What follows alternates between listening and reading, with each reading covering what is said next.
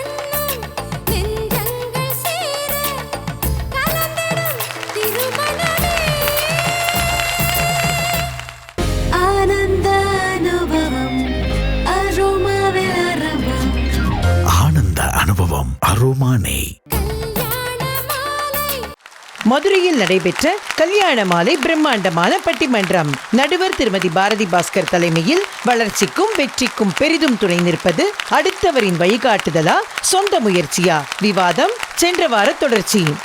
இவங்க பேசுறது எப்படி இருக்குன்னா, கராத்தே கற்றுக்கிட்ட ஒருத்தர் வழியில் யாரோ சண்டைக்கு வரும்போது சண்டையே போடலை. அவரோட மனைவி கேட்குறான், ஏய்யா கராத்தே கற்றுக்கிட்ட சண்டை போட மாட்டியா? ஐயா இல்லை, கராத்தே ட்ரெஸ் எல்லாம் வீட்டில் இருக்குது, அதனால் நான் சண்டை போடலை. என்னம்மா இதுதான் வழிகாட்டியை எப்போ பார்த்தாலும் வழிகாட்டினா என்ன அர்த்தம்? நம்ம வாழ்க்கைக்கான ரிமோட்டு நம்ம கையில் இருக்கணும். யார் கையிலேயோ ரிமோட்டை கொடுத்துட்டா வாழவே முடியாது.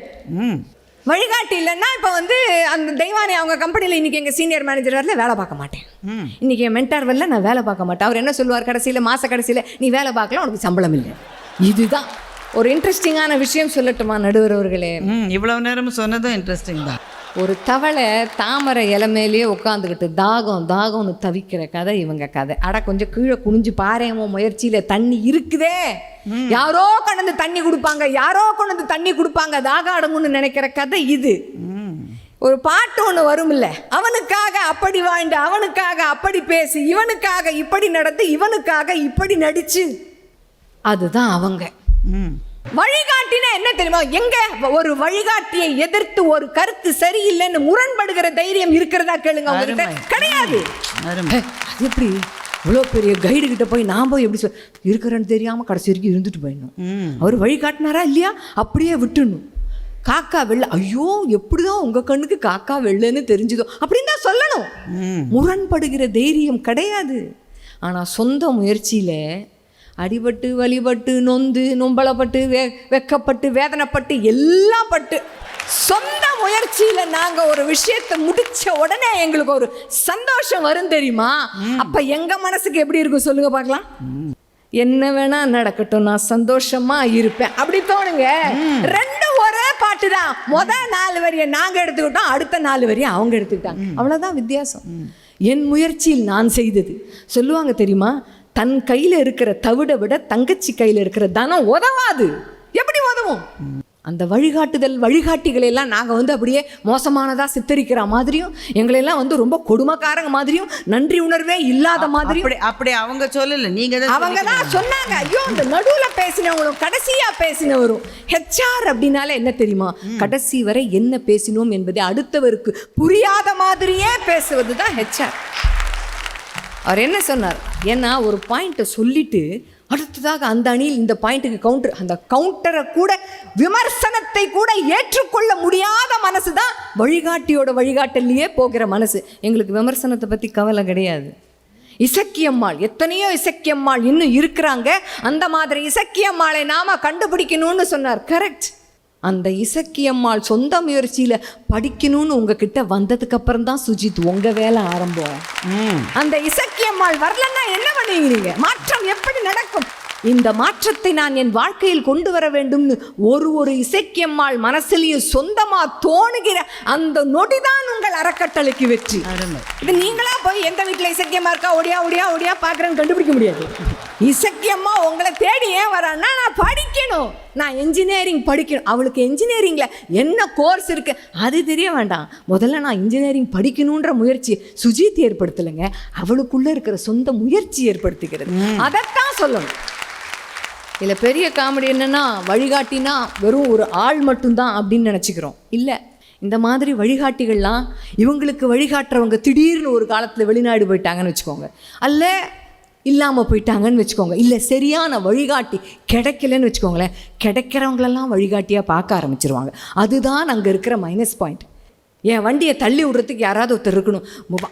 வரலாம் வா வரலாம் வா வரலாம் வா வரலாம் வான்னு எனக்கு கைத்தட்டி சொல்கிறதுக்கு எனக்கு ஒரு ஆள் வேணும். அதுதான் நான் சொல்கிற வழிகாட்டி அப்படின்னு எதிர்பார்க்குறாங்க. அதனால தான் புடவை கட்ட ஒரு வழிகாட்டி, ஒரு ஆப்பு, எப்படி சமைக்கணும்னு சொல்கிற வழிகாட்டிக்கு ஒரு ஆப்பு, எல்லாம் ஆப்பெல்லாம் இப்போ வழிகாட்டியாக போயிருக்கு. சொந்தமாக நாம் சிந்திக்கிறோமா? கிடையாது. சோம்பேறித்தனத்தை முதல்ல கொண்டு வரது என்ன தெரியுமா? வழிகாட்டிகளை சார்ந்து இருக்கிற மனசு சோம்பேறித்தனத்தை கொண்டு வரும்.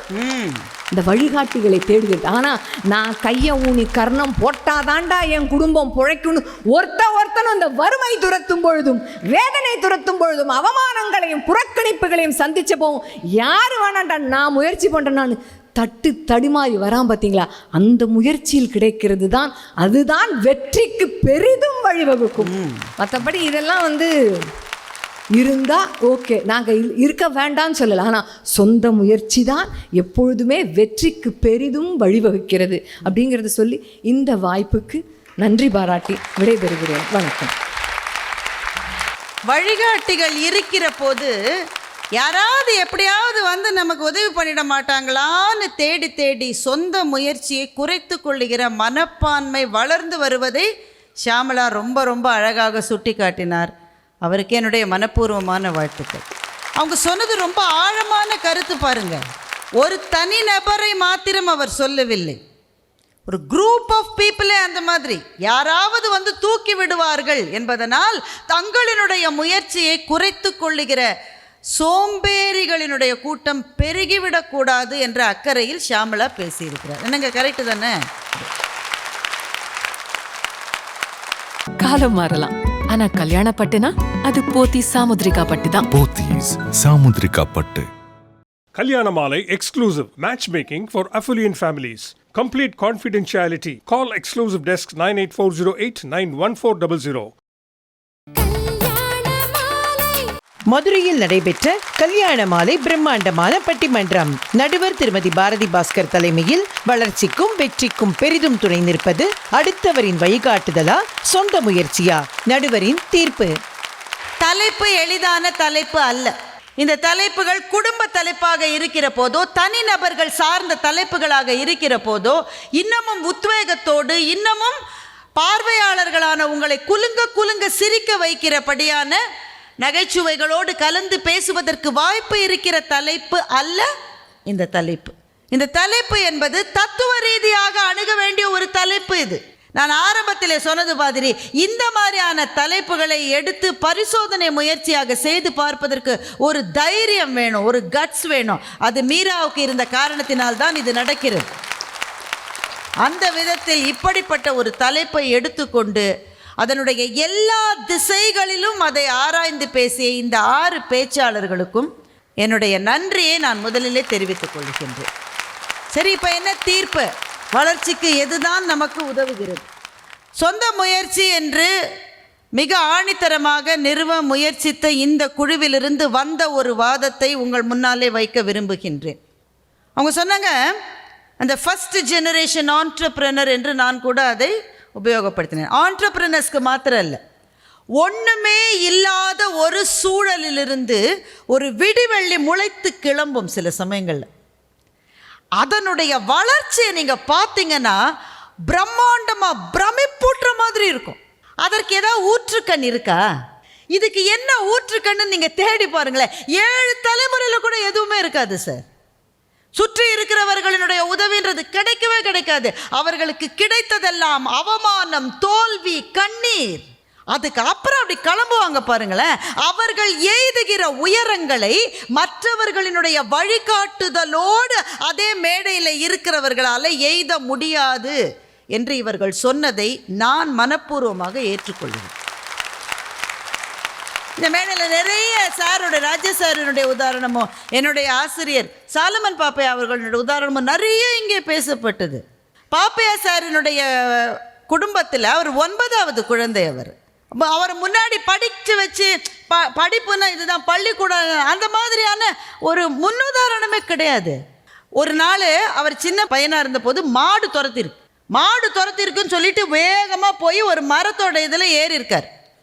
பக்கத்தில் இருந்த பள்ளிக்கூடத்தில் அப்போல்லாம் ஸ்கூலில் பசங்க சேர மாட்டாங்க. அதனால் ஏற்கனவே படிச்சுட்டு இருக்கிற பிள்ளைகளை அனுப்பிச்சு உங்கள் வீட்டுக்கு பக்கத்தில் இருக்கிற பிள்ளையெல்லாம் பிடிச்சிட்டு வான்னு ஆசிரியர்களை அனுப்புவார்கள். அப்படி அனுப்பப்பட்ட யாரோ ஒருவர் இவர் மரத்து மேலே நிற்கிறத பார்த்துட்டு இவரை கூட்டிகிட்டு போயிட்டார். இவர் மாடு துரத்துறதுலேருந்து போனால் போகிறோன்னு பள்ளிக்கூடத்துக்கு போனவர் தான் எங்கள் நடுவர். படிக்கணும், வளரணும், பெரிய ஆளாக பேராசிரியர், அதெல்லாம் ஒன்றும் கிடையாது. ஏன்னா முன் உதாரணங்களே இல்லை பாருங்க. அவர் படிக்கிறாரு. என்னுடைய குடும்பத்தில் எங்கள் மாமா பாரு கலெக்டராக இருக்காரு, என்னுடைய சித்தப்பா பாரு டாக்டராக இருக்காரு, எங்கள் அப்பா பாருங்க பெரிய அறிஞராக இருக்காரு. எதுவுமே கிடையாது. உள்ளே போன உடனே நல்ல வேளை அப்போ உட்காந்து இந்த மாதிரி டெஸ்ட்டெல்லாம் கிடையாது. ஒரே ஒரு டெஸ்ட்டு தான் வச்சாங்க. இந்த கையை எடுத்து காதை தொட சொன்னாங்களாம், தலையை சுற்றி. காது எட்டுச்சுன்னா அட்மிஷன். எவ்வளோ சிம்பிளாக வச்சுருந்துருக்காங்க பாருங்கள் ஒரு காலத்தில். அப்படித்தான் பள்ளிக்கூடத்திலே சேர்ந்தார். முழுக்க முழுக்க பேராசிரியராக வருகின்ற வரை உதவிகள் கிடைத்திருக்கலாம். ஆனால் அவருக்குள்ளே இருந்த அந்த ஸ்பிரிட் இருக்குல்ல, எப்படியாவது ஒரு மாற்றத்தை செய்ய வேண்டும் என்று நினைத்த இந்த மதுரை மண்ணினுடைய ஒரு மைந்தர் அடைந்த உயரங்களை நிறைய வழிகாட்டிகளினுடைய துணையோடு மேடைக்கு வந்த நிறைய பேர் அடைய முடியவில்லை என்பது சத்தியமா இல்லையா? இன்னொரு கதை சொல்லட்டா? நினைக்கிற போதே கலங்க வைக்கிற கதை. அருணாச்சலம் முருகானந்தம் என்ற பேரை உங்களில் எத்தனை பேர் கேள்விப்பட்டிருப்பீர்கள் என்று எனக்கு தெரியாது. கோயம்புத்தூரை சேர்ந்தவர். ரொம்ப ரொம்ப ரொம்ப வறுமையான குடும்பம், ரொம்ப பெரிய பேக்ரவுண்டில் எதுவுமே கிடையாது. ஒரு நாள் பார்க்குறாரு, அவருடைய மனைவி அவங்களோட பீரியட் டைம் போது சானிட்டரி நாப்கின்ல வாங்கிறதுக்கெல்லாம் வசதி கிடையாது சார். கசக்கி போடப்பட்ட கந்தல் துணிகளை தெருவிலிருந்து சேகரித்து எடுத்து அதை தன்னுடைய மனைவி உபயோகப்படுத்துவதை முருகானந்தம் பார்க்கிறார். என்ன காரணம்னு விசாரிக்கிற போது ஒரு விஷயத்தை கண்டுபிடிக்கிறார். சானிட்டரி பேடை தயார் செய்வதற்கு தேவையான அந்த ஃபைபர் அதெல்லாம் அதனுடைய விலை ₹1. நான் சும்மா ₹1 சொல்கிறேன். அதனுடைய விலை ₹1 என்றால் அந்த பிராண்ட்ஸ், பெரிய பிராண்டு நமக்கு விற்கிறாங்கல்ல, அவங்க போடுற விலை ₹40, ₹39 லாபம். இப்படித்தான் சானிட்டரி பேட்ஸை தயாரிக்கிற நிறுவனங்கள் லாபம் சம்பாதிக்கின்றன என்பதை முருகானந்தம் தெரிந்து கொண்டார். அந்த காரணத்தினால்தான் இங்கே தமிழ்நாட்டில் மாத்திரம் இல்லை, கோயம்புத்தூரில் மாத்திரம் இல்லை, இந்தியா முழுவதிலும் இருக்கிற நம்முடைய எத்தனையோ ஏழை பெண்கள் ஹைஜீன் இல்லாமல் அதை உபயோகப்படுத்த முடியாமல் தெருவில் இருக்கிற கந்தல் துணிகளையும் பேப்பரையும் பயன்படுத்துகிறாங்கன்றதை முருகானந்தம் கண்டுபிடித்தார். இப்போ இந்த விஷயத்தை பற்றி மேடையில் பேசுவதே கூட சில பேருக்கு இதெல்லாம் பேசணுமான்னு 1-2 பேருக்கு தோணும். ஆனால் இந்த விஷயத்தை கையில் எடுத்துக்கொண்ட முருகானந்துக்கு ஒரு 20 வருஷம் 30-25 வருஷம் முன்னாடி எத்தனை பெரிய எதிர்ப்புகள் இருந்திருக்கும்னு யோசிச்சு பாருங்க. ஒரு ஆம்பளை இதெல்லாம் கேட்குறேனே, ஒவ்வொரு இடத்திலிருந்தும் விரட்டி அடிக்கப்பட்டார். இந்த விஷயத்தை சொல்கிறதுக்கு தைரியம் வேணும். இருந்தாலும் அந்த தைரியத்தை வரவழைத்து கொண்டு நான் சொல்கிறேன். அவரே மேனுஃபேக்சர் பண்ணுறாரு பேட்ஸை. அதுக்கான மிஷினை அவரே தயாரிக்கிறார். அது சக்ஸஸ்ஃபுல்லாக இருக்கா இல்லையான்னு எப்படி சார் ஒரு ஆணுக்கு தெரியும்? அவங்க வீட்டை சேர்ந்த பெண்கள் உனக்கு வேறு வேலை இல்லை போயிட்டு வான்னு சொல்லிட்டாங்க. கிராமத்தில் இருக்கிற பெண்கள் இதெல்லாம் பேசிக்கிட்டு என் பக்கத்துலேயே வரக்கூடாதுன்னு தருத்தி அனுப்புகிறாங்க. மிருகங்களினுடைய ரத்தத்தை தன்னுடைய உடம்பில் எடுத்துக்கொண்டு அவரே அந்த பேட்ஸை வச்சு டெஸ்ட் பண்ணுறார் சார். அப்படித்தான் அவரினுடைய முயற்சியில் மிக மிக மிக விலை குறைவான சானிட்டரி பேட்ஸை உருவாக்கி அதற்கான மிஷினை தயாரித்து அந்தந்த கிராமங்களில் இருக்கிற பெண்களையே அதை தயாரிக்க வைத்து மிகப்பெரிய புரட்சியை இந்தியா முழுவதும் முருகானந்தம் செய்திருக்கிறார். இன்றைக்கு திரு முருகானந்தத்தினுடைய பெயர் நோபல் பரிசுக்காக பரிந்துரை செய்யப்பட்டிருக்கிறது. வளர்ச்சிக்கும் வெற்றிக்கும் பெரிதும் துணை நிற்பது அடுத்தவரின் வழிகாட்டுதலா, சொந்த முயற்சியா? நடுவரின் தீர்ப்பு தொடர்கிறது அடுத்த வாரம். சார், பையனுக்கு தோணும் சார், அப்பா பழைய பிசினஸையே பண்ணிட்டு அதுலயே இருக்காரு, அதை எக்ஸ்பேண்ட் பண்ணோம், அது புது டெக்னாலஜி வந்திருக்கு, நம்ம இன்னும் நிறைய பிரான்ச் வைக்கலாம். அப்பா சொல்லுவார், அகலக்கால் வைப்பது நம் குடும்பத்தில் வழக்கம் அல்ல.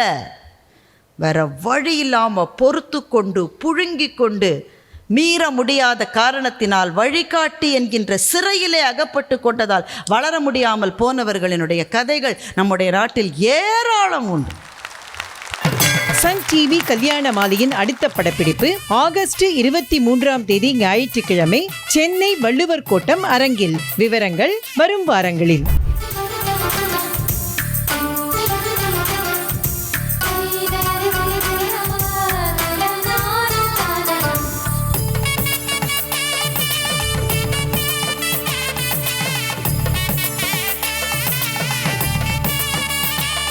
உங்கள் வீட்டு வரனுக்கு மிகச் சிறப்பான இல்வாழ்க்கை துணை அமைய பதிவு செய்து கொள்ளுங்கள். kalyanamaalai.com